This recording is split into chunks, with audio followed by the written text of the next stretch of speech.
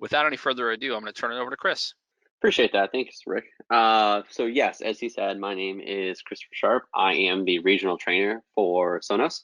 There are technically 8 of us across the country, and I cover the essentially Northeast, so Jersey all the way down to North Carolina, and as far west as like Pennsylvania and West Virginia. That does not mean that I have not been to some of your facilities across the U.S. So I've been to Volleytone in California. I've actually been to 5, 6 facilities. And I just sort of, we help out wherever we can. So take my information down. Don't hesitate just because it's not from your area. I'm happy to help whoever I can. The only note I want to make is that this is for you guys to reach out to when you need help. If it's your customers, I ask that they go towards our customer service page. Cool. All right, as we get started, just to give you kind of a quick recap of what I plan on doing, this may not take the entire hour, so you could get a few minutes back of your day. I prefer to have questions being asked, so we'll see where that goes. But I'm gonna start with kind of like our new brand identity. We're gonna lead into a bunch of new stuff, and then I'm gonna go ahead and skip through, say, the Play 5, Sonos One, home theater stuff that we're pretty familiar with. If somebody has a question, please do not hesitate to reach out, and I'll stop for a second and answer. But I assume we're all pretty caught up on that. I really want to focus most of this on the new stuff. So without further ado, here's our sort of new brand identity. You'll notice throughout this presentation, you'll see a bunch of different colors come up all the time, like the green that we just had, the pink, there's blues, there's gonna be oranges, and it's all kind of based on some sort of nature concept. And it's sort of our new way of doing our brand, where we're focusing on different vernacular and different color schemes, where it used to be black and white, but we want to expand past that. No, that does not mean that we're going to have new product out that's going to fall into this color scheme. I cannot comment on our future roadmap at this time because we're a publicly traded company, and I would go to jail and lose my job, and I would not do well in jail at all. But feel free to ask those questions because I may have to give you that same answer over and over again, but I will do my best. But it is part of how we're doing our presentations now. It's part of how we're doing our advertisements, our commercials, our branding. So when you see stuff and flyers, we're all going after this. And then we changed our vernacular to include things like brilliant or immersive, really just kind of capture where we're going after now. The reason we have changed it to brilliant sound your way from all the music on earth and every room of the home wirelessly is because it just encapsulates a little bit more of what we're going after, because we aren't just focusing on in-home anymore. So brilliant sound really should be taken as a British vernacular brilliant, where it's not just great sound, but it's the great experience that encompasses it. So the whole idea of just brilliance around the sound and the way we use it and the intuitiveness, and then your way, focusing on the freedom of choice. So that's why people really come back to choose us over and over. It's the things that we offer continually, and it's the great sound. It's the ability to have freedom of choice where I can play what I want in any room I want. Right? It's the fact that at the end of the day, after all those features are updated, we're not going to sacrifice sound just to make sure something works better. And it's all held up to the same style. So if you're looking at this as a comparison to, say, other companies that do what we do, even from the freedom of choice concept of what I want to listen to, where I want to listen to it, we offer more streaming services almost by 10 times than most of our competitors. I think our closest one is in the low 20s or high teens. So I think we're almost at 100 now streaming services, and it's something we're continually adding to. And it just goes to show how important we are to all these services that come to us now and ask, like, we need to be on your app, we need to be interfacing with these people, please help us, please let us do this. So it just shows us cooperation within the field, and how much value they put on us, and really just where we are and there. But you guys know Sonos, you know this, so nothing new, right? And then lastly, we wanted to kind of do more and more studies to show, if you look historically speaking, we've done studies on everything that we possibly can that involves music or sound or the way people use it.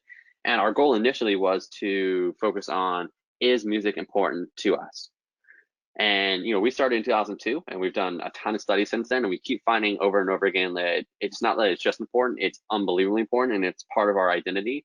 So now we want to kind of do a new study to see how far this actually goes, to kind of prove, yes, this is actually part of our core identity. So we did a recent study that kind of reiterated just that.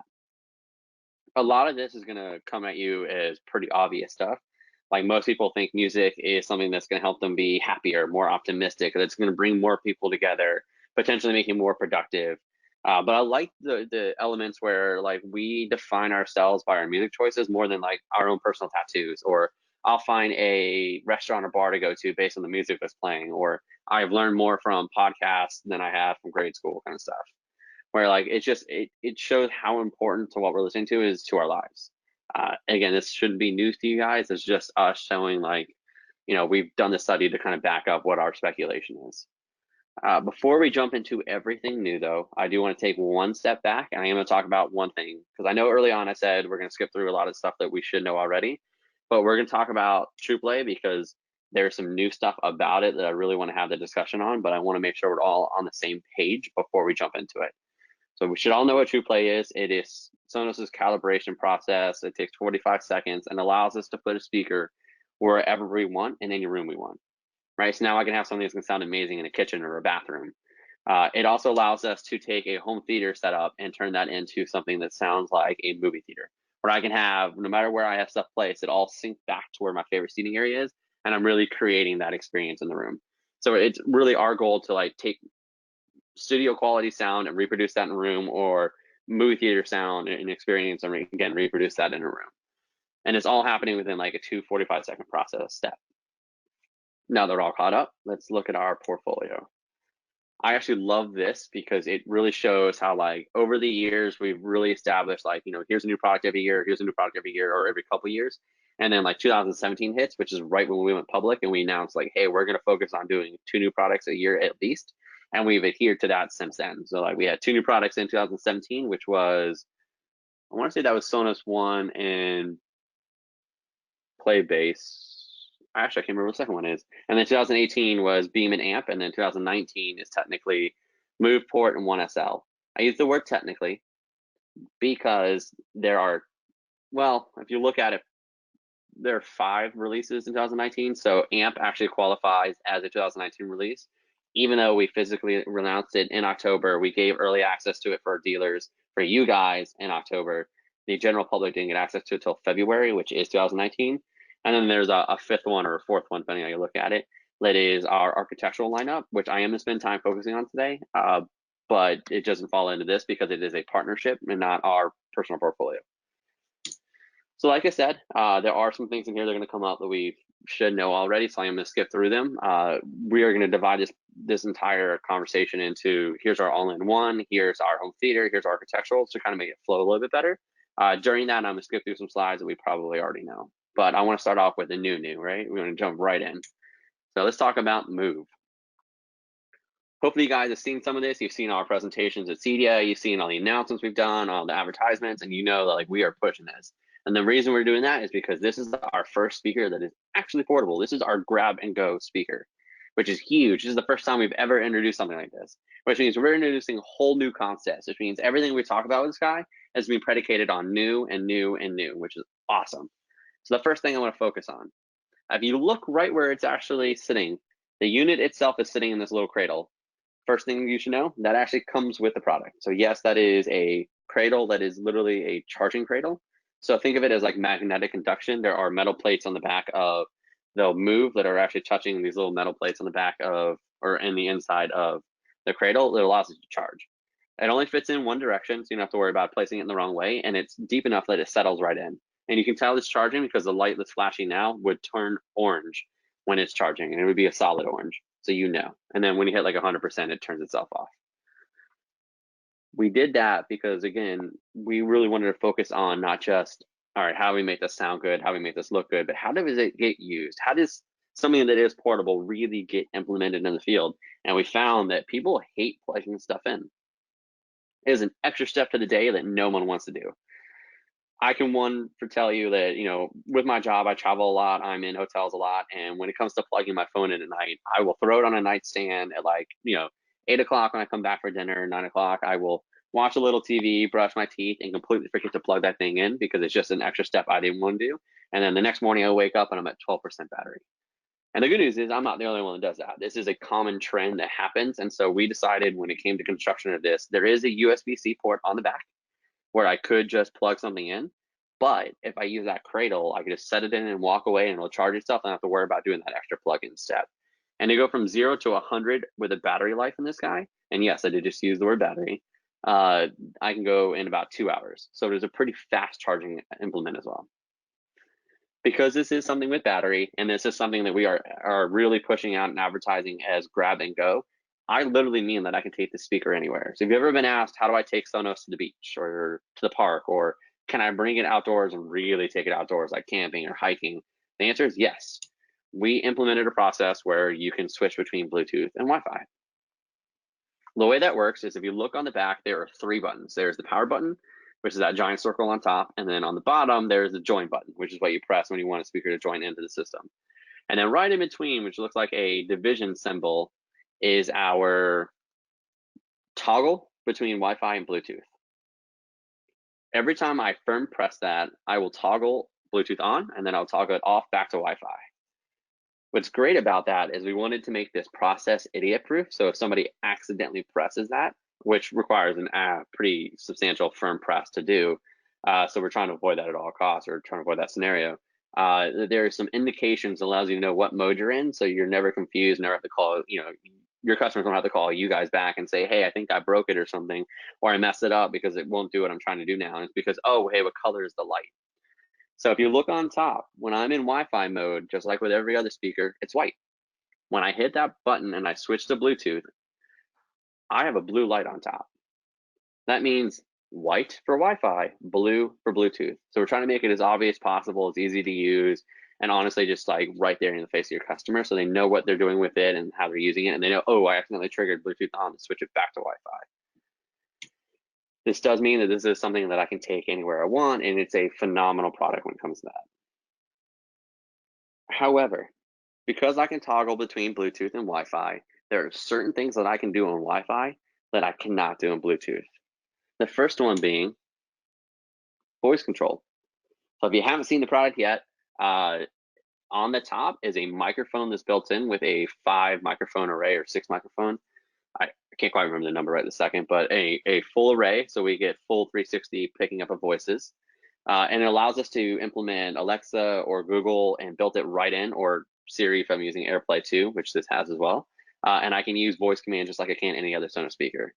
Why that's important is, one, there's a lot of stuff that I can do with voice that makes this hands-free while I'm outdoors, which is fantastic. But just like I reiterated in the beginning, this is something that is only available on Wi-Fi, which means I can only have the microphone enabled when I'm on Wi-Fi. I'm going to hint right now that there's a lot that's going to happen by having the microphone turned on. So I recommend having that as a conversation with all of your customers, because they're going to get a lot more out of the speaker by having that voice enabled. I know it's a conversation that's kind of fraught with, trying to think of the right word here, cautiousness, because when you have a microphone turned on most speakers that have voice built in, there's a conversation of like, is there a security issue here? Just remember that this microphone array is ours. And the only way that I can talk or connect to a Google or Alexa server is when I use the voice prompt that actually triggers it to send the command up to their server. Otherwise, it just sits there blankly waiting for it. There is no listening happening because it's our stuff, and we don't care about that at all. The only thing that we even care about metric-wise is how many households we're in, and we don't even need voice to know that. So I encourage putting voice on there all the time, explaining how we are security conscious about all that, and really using this to its full potential. If this is something that I am bringing anywhere I want now, right? Because with Bluetooth, I can take this camping or to the beach or to the park. There's some things that we got to make sure this is going to hold up to even further than any of our other stuff before. So let's talk about how resistant it is to actual weather. And you'll notice that I'm using the word resistant instead of proof, because that is actually where we draw the line. So we did a test on this to see what we were going to fall into. And our goal initially in our lab was to hit IPX55. It passed that so well that we're like, I wonder if we can do the next one. Let's see. And so we did IPX56 and passed that one too. We would have taken it further, but if you're looking at what those mean, 56 means that I can handle a room with a fire hose on it for an X amount of time, and it's still going to play without any hiccups. And we did that over, like, I think there were like 19 set up over an hour, and they had to keep playing continuously while a fire hose was being blasted at them, and we had no issues. If it were to have gone through the next step in the lineup, that would have been completely waterproof, and we weren't completely sealed. So this is something that's going to handle snow, rain, sleet, monsoons, dirt, sand. It just can't handle full submersion. So take it in the shower if you want to, just don't go swimming with it. And I bring that up because someone did ask me at Cedia, can my customer bring this in the shower? If you really wanted to, you could. I don't know scenarios where you'd want to, but I'm not everybody, so feel free. Just don't go swimming with it. That's where the line is drawn. Because this is something that I can bring in an inclement weather, we are trying to focus on how durable this actually becomes. If you looked at our other lineup, you'll know that like we designed that stuff not just to be durable, but to handle really high and really low temperatures and handle humidity. This just takes all of that and takes it a couple steps further. It does the same thing with durability, actually. So for those that don't know, our engineering lab, most of it is located in Santa Barbara, California. We actually call it Mason Lab because that's the street it's on. In Mason Lab is where we test everything. And the guys like to joke that their goal is to push the design of the speaker till the point where it breaks. Like that's what they're looking for, is how far can we take it before it breaks. And so one of the tests that we set up, which we've applied to every product we've ever released in the last 10 years, is a drop chamber. Now this drop chamber looks like a phone booth. It has a glass door that opens up. It has an arm inside that's mechanical with 4 suction cups on it. And this arm goes up and down between 3.5 feet to 6.5 feet. And the way those suction cups work, it isn't one of those ones where like I'll lick a speaker and stick it on there, but it actually is sucking in air because we want to be able to adhere this product to it in any kind of orientation to test different directions how it falls. Because nothing falls directly straight down, right? Who knows what's going to happen on the way down? We want to make sure we can handle all those kind of different angles. And the way the test works is it'll reach up to 6.5 feet and slam it down at 3.5, and it'll just let go at that point. And what it's slamming itself into is a concrete slab that's at the bottom of the chamber. And we do this with all of our products because if you're in someone's home and you're installing a Playbar and it accidentally falls off the TV stand, we want to be able to pick it back up, still use it, and not have to worry about going back to the store or your truck or to any of these distributors like AllNet to get a new one. I mean, always go to them to get a new one, but like you shouldn't have to replace one in the middle of an install. Same comes from the customers where we don't want them to break something because they were cleaning it, right? This is something that should last them a long time, so we need the durability there to do it. When we were testing this guy, we knew it was gonna be a little bit better. We had no idea how far we could actually push this. And so normal test is like we drop it a handful of times and then things start to kind of dent or break on it. When it came to this guy, we were up in the 17, 18 time frame, and when we were doing that on our 17, 18 try, if you looked at the concrete slab after it hit it, there's a little seam that started to create. After the next drop, we ended up breaking that concrete slab in half. It's actually something we have framed in our lab. So I'm going to pause for a second and let you absorb that. That means that this is a speaker that can break concrete. That's how durable this thing is.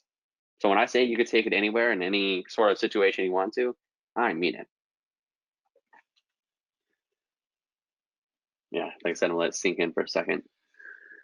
If this is something I am going to bring anywhere I want and any environment that I want to bring it in, it's something that should last while I'm off the charger too. So if you look at our metrics for this, we are going to advertise that we are up to 10 hours of battery life. But that is contingent on everyday use case, which for us, because we are a Wi-Fi speaker company and that's where our ecosystem lives, means that we're going to be in Wi-Fi mode when we're determining this, not Bluetooth. So you'll get more battery life out of it if I'm in Bluetooth mode. So in Wi-Fi, and because I'm in Wi-Fi, that means I have different features like voice that I can enable. So we're determining that that's going to be a general use case, which where this guy should be on every speaker, that it's also when voice is enabled. So Wi-Fi draws more power than Bluetooth. When I'm on Wi-Fi, that means it's listening all of the time for command prompt. So it's actually draining the battery a little bit every time, every second that it's running. And then at about 50% volume levels, what we're determining this at, and that is your up to 10-hour battery life. Now we've had someone take this camping for 3 days, come back and show us that it didn't need to be charged that entire time. What I can't tell you is the duration of each day that it played or at the volume level it was played at. But on a standard use case of taking camping and using it when you needed it, it survived those 3 days, which is really cool. So this is something that could last. Like I said, as you take those features away, you'll get more and more battery life out of it. But we're advertising up to 10 hours of battery life. The reason that I keep focusing on having the microphone on, I understand the conversations about voice. I am, been in this industry a long time. I understand. But we are giving you something special by having the microphone turned on. And that is our answer to, if I were to Trueplay this speaker, would I have to do it every single time I move it? And the answer is you should, but we're not going to make you do that 45-second process every single time it gets moved, because that's arduous and kind of insane. So the way this is set up now is just like those big white words on the screen say, you can tune itself. This is kind of auto tuning. So the way it works is it uses the microphone on top once it's been enabled to listen to the music it's playing and auto tune itself. Now, this also means that it only works on Wi-Fi because it's the only situation where I can have the microphone turned on. So as long as I'm in Wi-Fi, I can auto-tune myself, no problem. And it's actually set up in the app fairly easy. So when you're going through the same setup process you're familiar with, instead of asking, would you like to Trueplay this? It'll actually ask you, would you like to enable auto Trueplay? You just say yes, and then boom, you're done. Now you're probably thinking to yourself, if I can't Trueplay Bluetooth, what is the solution for that? Well, just as a note for you guys, because I like you and I'll give you some insight there. When we are on Bluetooth and it knows that it's in Bluetooth mode, the first thing that gets enabled is this sort of standard DSP that we gave it, and that DSP is contingent on worst case scenario. So that DSP settings are set as if this thing was open or was being played in a open field, which is the worst case for this because sound is something that needs to reverberate off all a bunch of walls to really fill a space. And in an open field, it just goes out and doesn't really do anything else past that, right? And so that's where the DSP comes in, and we're determining like, okay, even in an environment like that, we're gonna make sure we sound good, and then just every lesser environment from there, it'll just sound better, better, and better. Cool. So once I've auto-tuned it, it literally tunes itself for any environment, and it's awesome. If someone has not picked up this speaker before, I will give you a heads up. It is 6.5 pounds or 6.6 pounds. So it's got some weight to it. A lot of that actually comes from the fact that we installed the biggest driver we've ever created into this guy. And that was done on purpose. Because if you've ever taken a Bluetooth speaker out into a field, you'll notice that the first thing that happens when I start taking it outside is that it starts to sound high and tinny. And that's not necessarily due to the construction of a speaker, but because the first thing to go when I'm in an open environment is bass, because bass is a wider sound frequency and it starts to just flatten out really quickly. So we put in a massive driver so we can compensate for that. So a lot of that weight is coming from like the giant magnet that's required to do all that, but it is our biggest speaker. If you look at the speaker, if you look at the Move directly from the front, you'll notice you'll actually be able to see through the grill where that giant driver comes in. The other thing you'll notice though is that there isn't a visible tweeter anywhere. Because this took up so much space, we had to figure out a new way of doing that, and we actually filed a patent on it because it's unique to this speaker alone. And that is, if you're underneath the cap here on the top, the tweeter is actually located directly underneath that, and it's downward facing. So it's actually shooting downward and then comes out just like you see here in this soundstage. Now we're going to advertise this as an ultra wide soundstage, which means that we are at 220 degrees, not 360. You'll never see us write that number down anywhere. I'm just letting you guys know because I trust you and I know this is something that's going to be interesting to you guys, but for customer purposes, it's just ultra wide. The reason why we decided to go 220 instead of 360 literally is because of what 360 is predicated on. So we did a lot of studies to figure out, again, use case, right? I've been bringing this up where we really care about not just how this is going to look and how this is going to work, but like how this will be implemented in the field.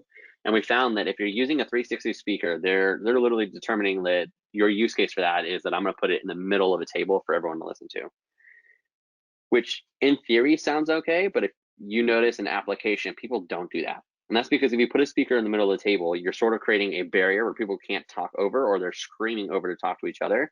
And it becomes just a very bad environment. So most people, in fact, 99% of people will grab this speaker and actually put it off to the side somewhere in the corner or to a wall, meaning that I don't actually need all of this area behind it to play music because I'm only focusing on where it's being projected. The other benefit that comes from that is what I like to call the friendly neighborhood environment. So I'm in my backyard and I want to be able to play this at full volume and not piss off my neighbors. Or I'm at the beach and I'm playing music that me and my friends love, but I don't think the kids next to me need to learn some of the words that are being played. Or maybe I'm playing something of a style that most people around me don't like. Like I'm listening to hip hop, they'd rather listen to country. It does not matter. When it comes to this guy, because we're able to control that sound stage, we can play music in the direction that we want it to and have it fade out and rest. So I can make sure that I can play as loud as I want to for my friends and not make the neighbors mad, or play what I want to and not make people around me who don't necessarily like that kind of music, get upset over it or get antsy or whatever. So we wanted to have kind of that friendly neighborhood environment. If this is something I'm bringing around and this is something that I'm going to use in completely different environments, I should be able to keep track of what my battery level's at so I know when I have to charge stuff. There are different ways to do it. There are about 3 indicators that end up happening, but it's only because when I'm on Wi-Fi, there's something that I get to do and something on Bluetooth that I don't. So like I said, there's a lot of features I get on Wi-Fi that I don't have on Bluetooth. First one being that I actually get to see in my app, which is only available when I'm on Wi-Fi, when I'm looking at the room name, I can actually see the room name. So whatever it is, Move or whatever you guys decide to call it. And then directly underneath it, you'll have the battery icon and then a percentage. They'll let me know what percentage I'm at. Because I'm on Bluetooth and I can't see this stuff, we had to come up with a new way to at least give you some sort of indication. There isn't like an LED light. There isn't like a screen I can look at. All it is a or LED like visual. All there is the light that starts charging it. When it hits 20%, it'll actually deepen into a red or orange and start making like a tinging noise kind of in the beginning, and then that fades out pretty quickly, and then it just starts flashing. And if you turn around and start to notice that or look at it, and you'll notice that means that you're at 20% battery life. When it starts to get low enough that you're really going to have to charge it or it's going to die, which in this case is 6% for us, a new indicator ends up happening where it goes red and then turns off completely. The reason why we cut the speaker off at 6% is we want to be able to take that speaker, place it on a cradle to charge it, and then immediately boot up and play music again. So I don't actually have to wait for the boot up process. I don't have to wait for it to charge enough to actually play something. It should be able to bring that music experience up right away. So we want to make sure there's enough battery juice in it to be able to do that, which is why we completely cut off everything at 6%. Cool. I guess there's no questions. All right. Last thing, and this is just a reiteration of kind of what I said in the beginning. This is a Wi-Fi speaker.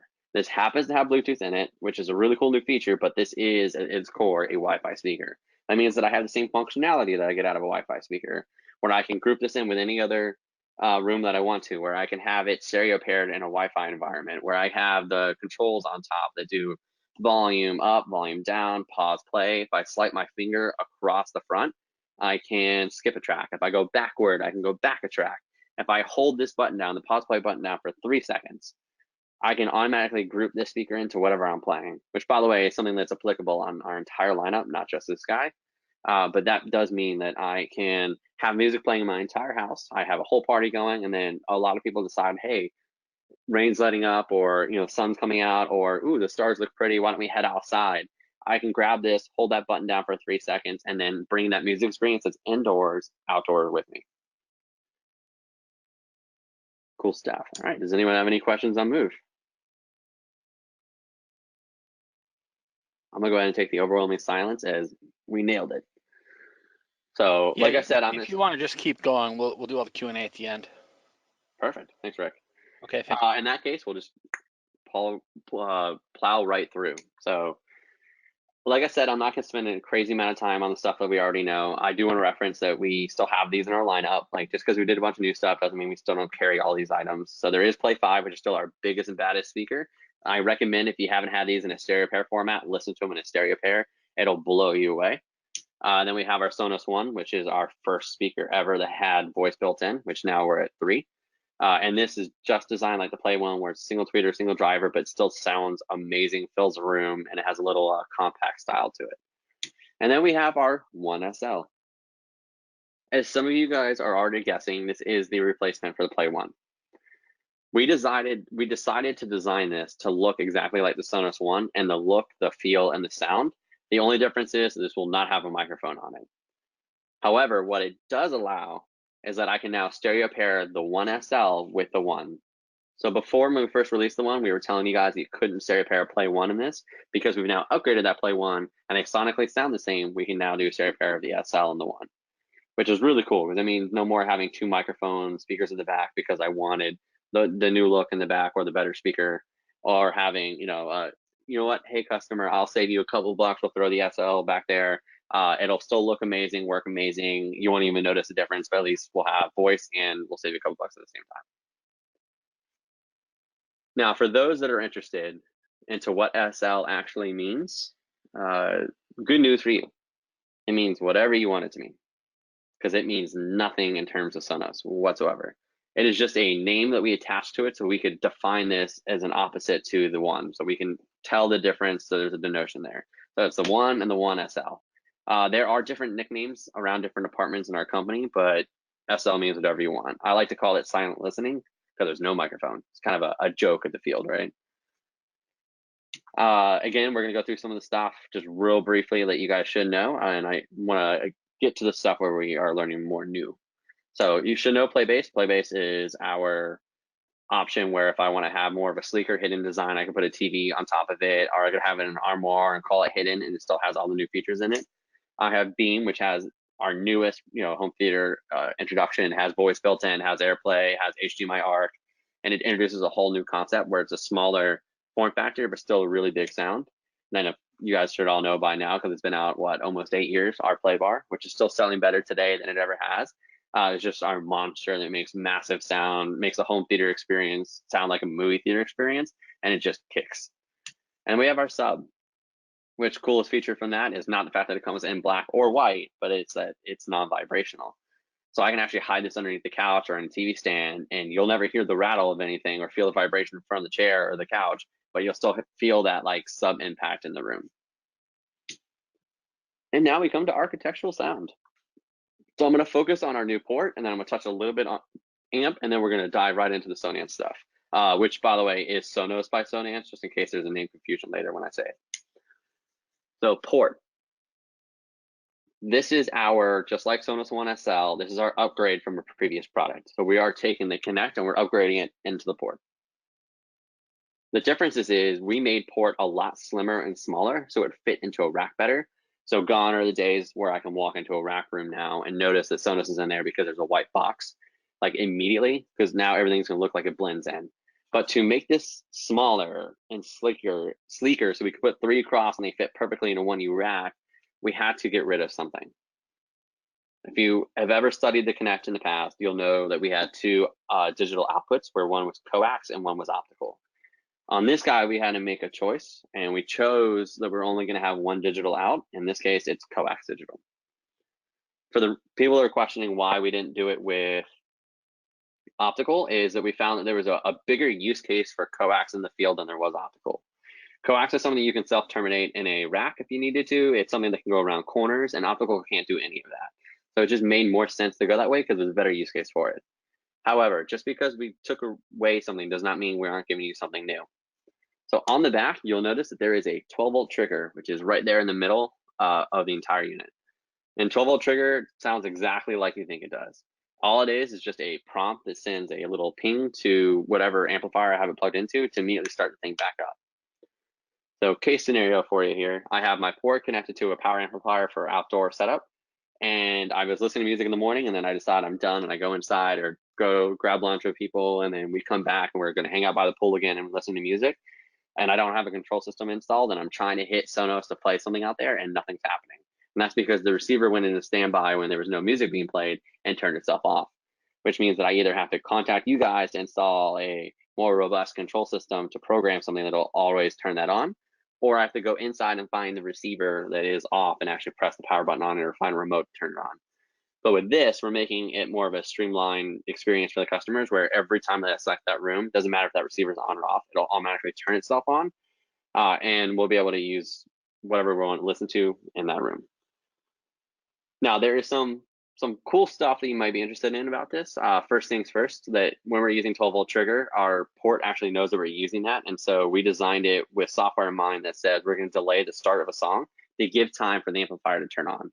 So it won't turn on and skip couple of seconds of the song. We're actually going to delay the start of that, so it should start up about the exact same time. The other thing is that we designed this, like I said, to fit uniformly across in the rack. So now it should look exactly like 3 across. If your wire management is good enough, you could technically put 6 of these on the same shelf. As much as I think that's a cool idea, I like to be able to get to the back of my stuff, so I would still suggest putting 3 across on each rack, but I can have it look like it belongs in there, which is awesome. And then, of course, it looks really good when you compare it next to the amp, because everything just has that one little LED light in the front, and it just fits. Speaking of amp, I know we all know this. I know this is something we've been using since last October, but I still want to touch on a couple things, because this is my greatest example of how we've taken feedback from the field and applied it. So 12-volt trigger, by the way, is a good example of that as well, where the reason we added that wasn't just to give you something new, but it was something you guys were requesting from us. So if there's anything you take away from this presentation whatsoever, is please do not be shy about telling us what you think we need, because we are listening and we're making decisions based on that. There is a huge importance on this industry, and we really want, and you guys specifically in this channel, And we want you to tell us what you need because we want to be able to design stuff based on that. Amp was our first like real here, everything you asked for, we're going to deliver on. And one of the biggest things you asked us was, can we do more power? So you wanted us to go from that 55 watts a channel to 125 watts a channel, which meant that I can now go from a pair of indoor or outdoor or in-ceiling in-wall or a pair of bookshelves to 2 pairs of each or a pair of towers, right? I have now a few more versatile options that I can do with. The other thing is, in terms of versatility, is that you wanted this to be something that could actually be used for TV. You wanted something that was going to integrate with that better.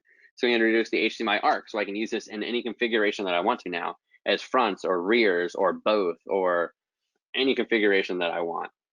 And it really opened the door for what we could do with this.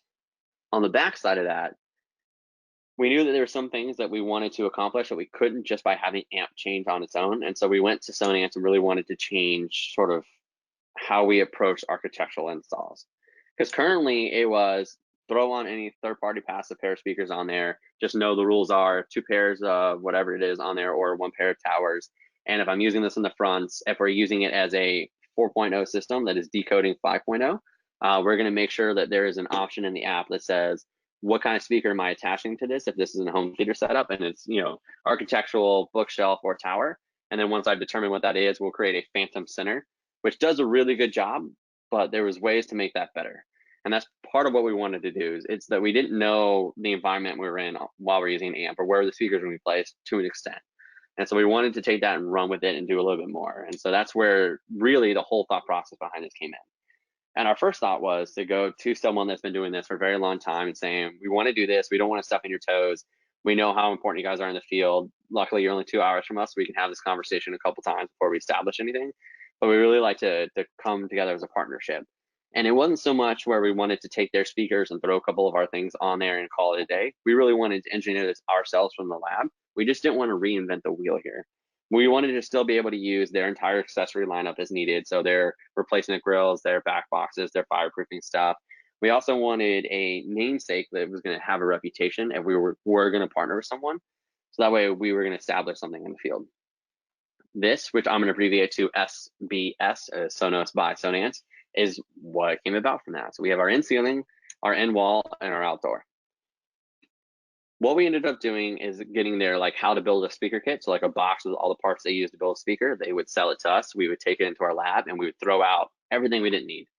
And what we were left with, we would add our own stuff in. So like our own cone material. So this would sonically sound like the rest of the Sonos system, our own chipsets, our own transducers, everything to make this sound as much like Sonos, work like Sonos, and use like Sonos.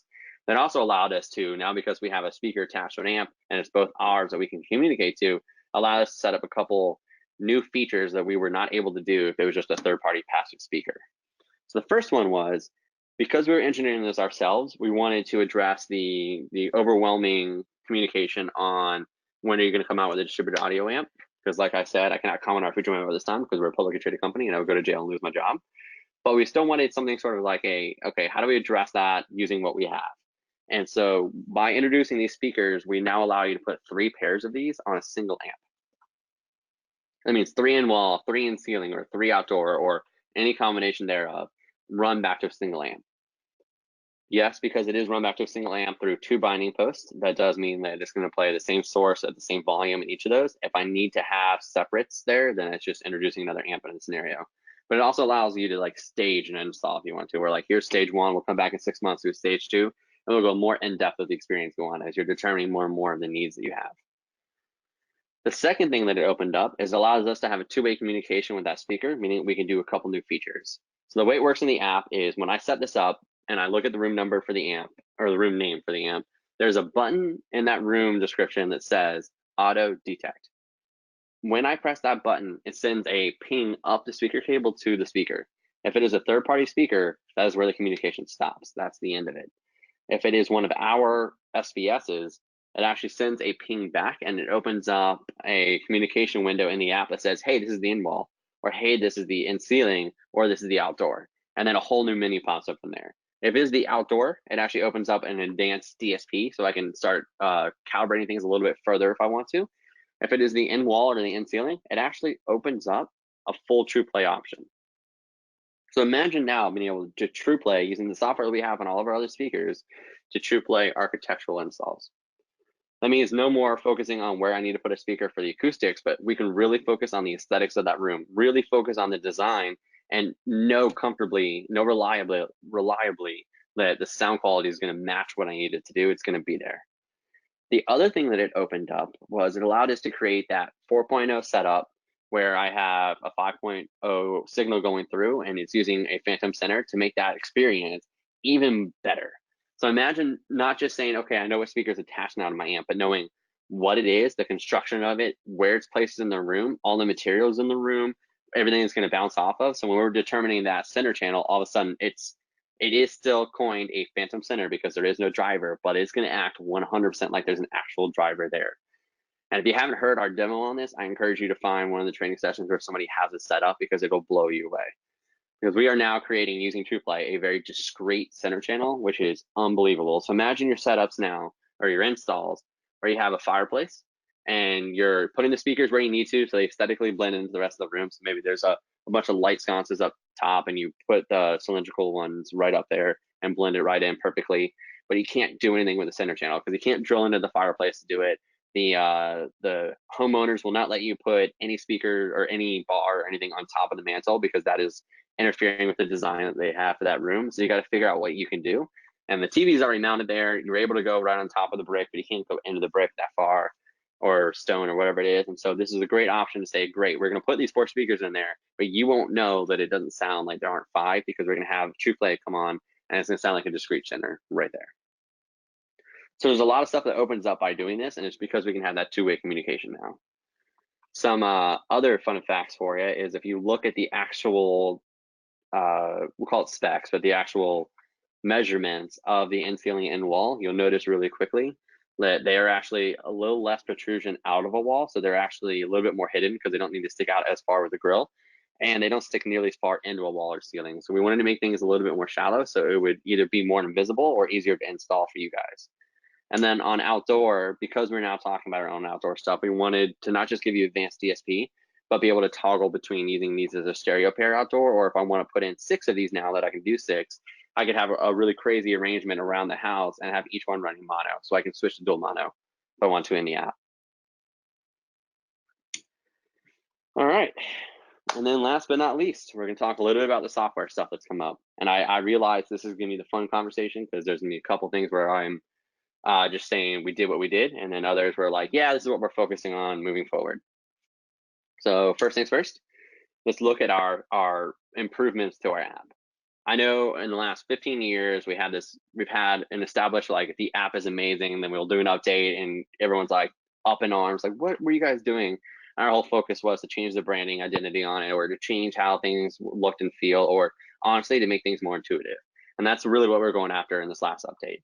So in the last update we did, which was, I want to say a month and a half ago now, we did an update that changed the look and feel of this app. So everything now falls into the settings category, which for those that are already seeing a difference, yes, we're actually using the word settings now, so you know that it's actually part of the settings tab. And under that tab, we wanted to make it where it's not like a 15-page navigation to get to something, but everything should be a single-page navigation so it's easier to get to. Our whole goal with this was to be able to put this app in someone's hands who's either not tech savvy or hasn't really used the app in the past, or has never used it at all, and it just like kind of makes sense to them. They can intuitively know how to use it. For those who've been using this for a very long time, I understand you're gonna have to retrain just kind of where things are, but it's a lot easier to navigate, so it shouldn't take you that long to figure all that out. So the way we looked at it was, instead of having 15 pages in the settings to navigate to get to stuff and like really long drop downs, all it is if it's anything dealing with account, I hit account and I just go through that single page to find anything I need. Same thing with systems, same thing with services. If I'm doing a submit diagnostics, that's in the helps and tips menu. And we're just trying to make this as easy as possible to navigate. The other update we did recently, and I had a conversation with Rick about this before we even got on this training, and that is the removal of on this iPhone.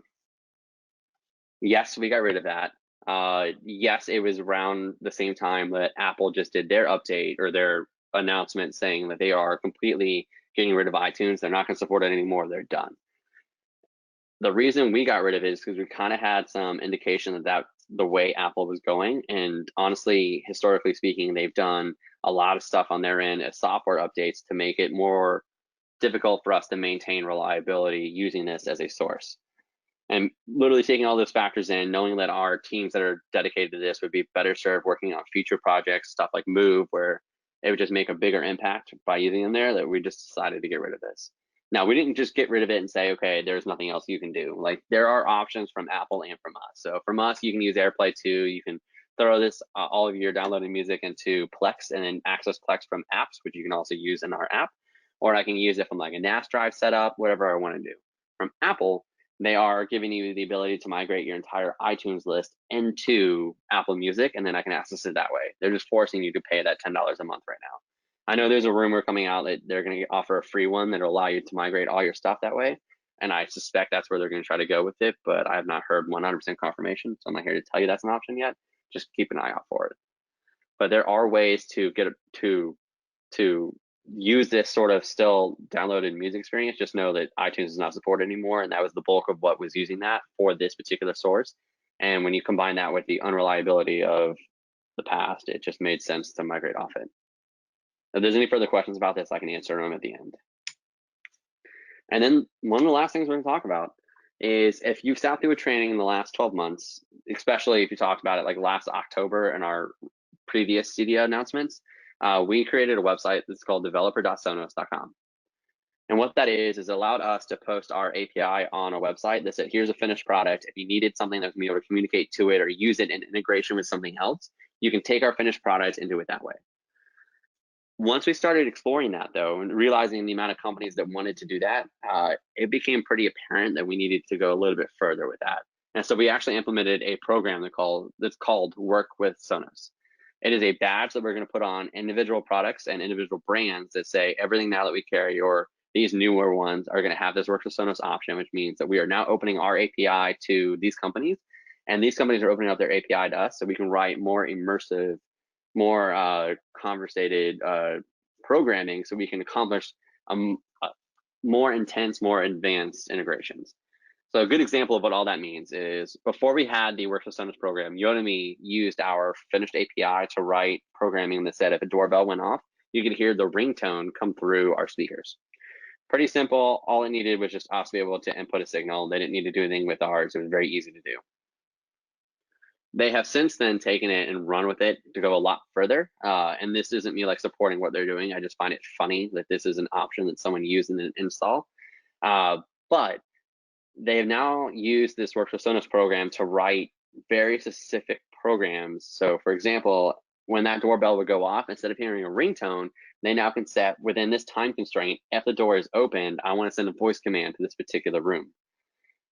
The reason that was written is because they were writing for a family that said when my kid would sneak out in the middle of the night, I want my door, if it's opened at all past midnight, to alert me in my bedroom speaker that the door just got opened at, say, 2 a.m. And so we're just creating kind of experiences like that, which some serious parenting right there for sure. But it kind of opens the door. It kind of gives you a good example of like what we're trying to accomplish with this, which is just really deep integrations with a lot of amazing partnerships. And that's pretty much all I got for you guys. Luckily, we're going to end a couple minutes early. But just know that we have support still. Like I said, I am there for you guys as much as you need me. I cannot also handle your customers at the same time. And to be honest with you, my support team has far better tools to diagnose problems than I do. And these are really great avenues for them to go. There's a phone number they can call as well. But I like these options because these are the 24/7 options. So they can call on weekends or, at 9 o'clock at night. And then these are also monitored 24/7 with like a 7-minute to 30-minute response time. So that's pretty quick getting back to people. And I'll just recap it really fast for you. So I just want you to know when you're thinking about Sonos and what we're doing and everything that we've decided on doing moving forward, it's because we're still trying to focus on these core tenets, right? It's the things that people keep coming back to us because they can rely on us to keep doing. And that is create an amazing experience. Make sure that we have everything that works together effortlessly. Make sure that we have freedom of choice. So it's not locking you into where I want to place a speaker or what I want to listen to or where I want to listen to it. None of that matters. And then at the end of the day, it's got to look good and it's got to sound amazing. So as long as we adhere to those things, we're going to make sure we're going to keep coming out and doing new stuff and really just blow minds. So don't forget, we're now focusing on brilliant sound made easy and brilliant sound your way. And that's Sonos. now I can take questions. Unless I don't have any. Chris, can you hear me? Now I can. Okay, perfect. All right, I have a couple questions centered around the Move, and then I got a couple other generic questions here. So let's go to the Move first. So in addition to the ring that you set the Move into, you also said it has a USB-C port on the back. How quickly does it charge via the USB-C? To be honest, I don't know the USB-C charging. It's supposed to be faster than the Ring, but to be honest, if the Ring does 0 to 100 in 2 hours, there are very little use cases where I need to charge it that much faster. It also Okay, depends on what I'm charging it with, because the USB-C can be from like a battery pack, or think of it as like a MacBook, like 85-watt charger. It needs to be a decent size one. It can't just be any USB-C plugged into a computer or something. But even like a USB-C plugged into like some little low-level cigarette lighter adapter is still going to give it some charge. Honestly, I don't know. I just know it requires a lot to do it. So I would say test that and let me know. Okay. Well, Mark, I think to answer your question, use the Ring when you can use the Ring. Use the USB-C if you cannot. Exactly. Okay. That's perfect. Yeah. The next question that pops up. So Brad is asking, average Wi-Fi range of the Move. Is this going to be similar to the range we're going to find on something like an iPad tablet, or is it? I actually love that question because I'm guessing because there's a one giant battery in it that it probably has pretty good radio in it as well. Yes. So actually, this is one of those cool ones where we don't talk about it unless the question comes up. And it's not that we don't talk about it, it's just not part of like our overview of information. But the microphone system, or the Wi-Fi antenna system that is built into Move is so strong that you'll lose signal on your device that you're using to control it far, far earlier than you will on the Move itself. So it's incredible how far you can actually go with that guy. Nice. Okay. Yeah. Next question that comes up is about subwoofers. So, got a home theater environment.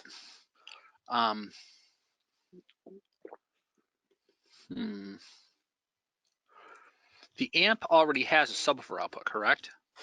Yes. All right. So if we're using 2 amps in like a 4.0 mode, let's see.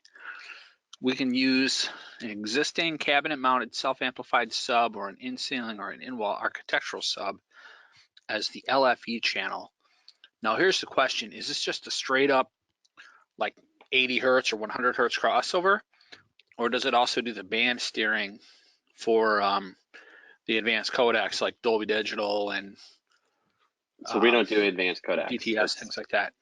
It's still, I think DTS is like the only one that we do that's Dolby based anything. So yeah, we're not going to decode any of that. Our crossover is pretty simple in terms of that. The only things to note is like it is just a signal out. There is no amplifier coming to a sub. So if you're using the architectural subs, you're still going to need an amplifier somewhere in between there to power it. All we're doing is literally doing low frequency out. But if you wanted to go that route and still add, like say, our Sonos sub, you can have actually both now on the app. So I can have both connected at the same time. So I can have it wirelessly connected to one of my subs and have a third-party powered sub connected to it and use both if I wanted to. Really? Yes, but that only works when it's set up in the front. So if I'm using it in let's say 4.0 and I have an amp in the front and back, all of those outputs are cut off in the back, but in the front I can have both at the same time. That's pretty weird. Okay, yeah, I'm not sure situations that come up, but in case you need extra subs, there you go. I have no idea why anyone would want that, but if they do, it's there. I will promise you it was asked, which is why we did it. So Vincent has a question about Android. Now, obviously, a good portion of our people are going to be using iOS devices. However, there are a lot of Android people out there. So Vincent says in Android, using the Android phone, strictly on Bluetooth without the Wi-Fi connection, so in other words, using it as a Bluetooth speaker instead of as a Sonos speaker, what music can you sync to the Sonos Move, and can you play what's stored in the phone? So yes, you can play what's stored on the phone, and you have options of literally anything I can play on the phone at that point. I can play on the speaker. This acts like a standard speaker at that point. And we didn't even get rid of, like, on this device, it's still an option that pops up when you're on Wi-Fi in the Android app. We just got rid of it for iOS users, so Android still has all of that still. Oh, no kidding. Okay. Yeah. All right. And then I have, like, I don't want to speak for everything, but I have Deezer, and I migrated to Deezer from Spotify. And what I would do is there's a way to download like your favorite playlist. I mean, if your Yes. my favorites short enough, you can do the whole my favorites, or if you have a giant SD card in your device. But I would always do that so that way I could play even if I were out of Wi-Fi range. So if I were, Yes. And I do the hiking or same on a thing. cross country trip or something like that, and there's 0 radio stations in the middle of nowhere, I would just just turn that on and just play it through the car stereo. Or in this case, I can play it through the Move. Yeah. Same thing. Yeah. So yeah, Vincent, try that. The only caveat, and I'm sure Chris will back me up on this, you're going to want to do that while you're logged on to Wi-Fi because otherwise it's going to take forever and burn up all of your data Yes. to I download learned that that with an playlist into your audiobook. device. Yeah. Yeah, that's not the best plan. Okay, so the answer, Vincent, is you can do whatever you want. Exactly. Okay, let's see what other questions we have here. One of the other questions that we have, now you mentioned you cannot marry or pair up a Play One and a Sonos One of either type, but we can pair up either 2 Sonos One SLs, 2 Sonos Ones, or one of each Yes. for either a stereo pair or for surround pair if we're pairing it up with a Beam or a soundbar. I'm sorry, Beam or a Playbar. Or an amp. Yeah, or an amp, but yes. Yeah, or an amp as fronts, yes. Okay. So question, if we do a Beam as the front, then we can do SLs for the rears because we don't need that extra microphone in the room. So that's the prudent move. Exactly. Yeah. Okay, so but if we're doing a Playbar which doesn't have the mic, then we would want to use at least one of the rears as a mic. Yes. Yes. Okay. I guess it's not as confusing as it sounds. Okay. Yeah, you're throwing out a lot Alrighty. of heavy terms. Yeah. So going back to the port,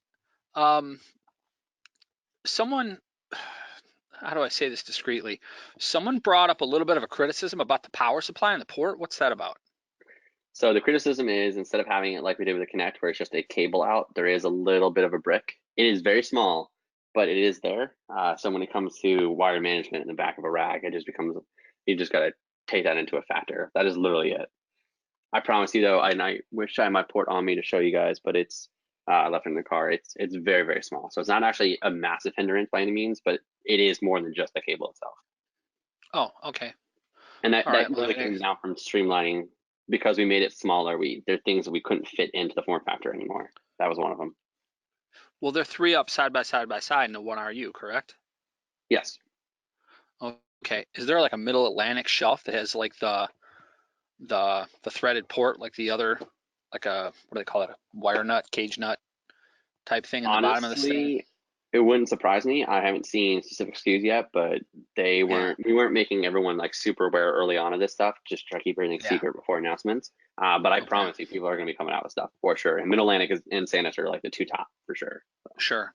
And we have both here at AllNet, just to throw that out there. So yeah, and we love the fact that when the amp came out that it had that threaded post at the bottom so we could secure it to the shelf. Because the number one thing that drives me nuts about seeing rack mounted, and I'm not picking on Sonos stuff, but when we ever had the light gray Sonos boxes, they were very lightweight and they always had buttons on them. And everyone presses the buttons, and the minute you do, they all turn sideways and it no longer looks right. So the trick back then was clamping rack shelves, but now we don't have that trick because we can literally bolt them down. And also, so there is no threading on the port. Didn't you say there's nothing? There are no buttons on the port? Exactly. So there are no buttons on the port. So there's nothing you need to touch other than the join button on the back. And there's no thread, but it has this massive rubber mat that keeps it with friction and adhered. Yeah. Nice. Okay. So Michael has a question about the status of the Kinect amp. I don't know. Are you able to speak on that? Sure. Well, I will try my best. How's that? Okay. All right. What is the current status ongoing of the Kinect amp? In terms of like, do we have any more? Because we stopped production on that over a year ago. We literally stopped production, I think, last November, if I'm not wrong. Okay. All right. So we aren't making any more. So whatever's left is left. I don't think we're even selling anymore. So if there are people that still have them, there's that. And then we're also running a trade-up program, which I won't get into too much, but if you need to research that, reach out to your local rep. Yeah, reach out to your local Sonos contact. Michael, I don't know what region you're in here. I can't determine that very quickly. If you're in our region here in the Midwest, I believe that we have Connect amps in the building. Nice. Your mileage may vary depending upon what region you're in, but I would say reach out to your rep at either AllNet, MRI Direct, Custom Plus, or Value Tone, because if there are any left, they're not going to last very long. So True. the port comes in at a little bit different price point, so Yes, I actually did not discuss the that. last remaining Connect amps are going to be pretty compelling. So I would expect that someone's probably going to swoop in and just buy a ton of them. Okay, next question that comes up. Oh, this is a great question. On a Playbar, depending upon the orientation, wall mount or table mount, only one of the two IR sensors works. The other eye sensor is disabled. Any workaround to enable the other IR sensor needed for IP control of the volume? The Playbar doesn't recognize that the volume is changing. Does that make sense to you, Chris? It does, and to be honest with you, I hadn't really thought about it, because in the situations that I've set up in, if it's flat, I only need the one on top, and if it's up, I need the one underneath. But that's interesting, because I know that we solved that problem with Beam by having the arc there, so we can send the IR up the cable to it, so that way there's communication that way essentially. But honestly, I do not have a good answer for you on that one. That's one I'm actually going to write down and ask myself, or ask my the tech trainer.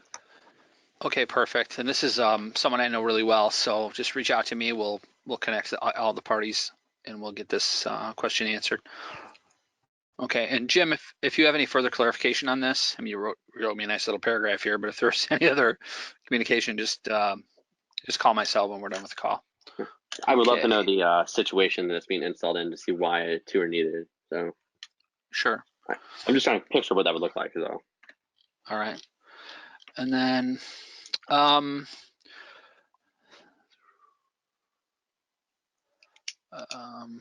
let me see here. I think that's it for what we've got here on the chat box. I'm going to mute myself for a moment.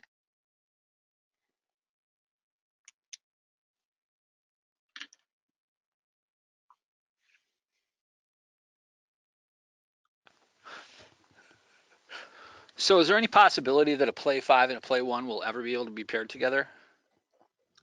You can just say no, Chris. It was a stupid question that came from the office. All right. No. Okay. I think now they're just messing with us. All right. Well, I'm okay with that. Chris, I want to thank you for your time today. Everyone, if you have any other quick questions, please feel to type them into the chat box or the questions tab. Let me see if I've got, nope, nothing in the chat box. Everything came through questions. This is a good crowd today. Yeah. All right, Chris, I want to thank you for your time today. We had a really good session. Thanks for sticking with us. Everyone, thank you for your time for joining us today. If you have any additional questions, please feel to reach out. My name is Rick Murphy, and again, my email is rick.murphy@allnetdistributing.com, and I'm happy to answer any questions you might have after the fact. So, I'm happy to answer as well. All right, perfect. All right, Chris, and, thank you very much for your time today. Oh, appreciate it. Appreciate everyone showing up. Thanks so much. All right, thanks, Chris. All right, we're going to end the webinar now.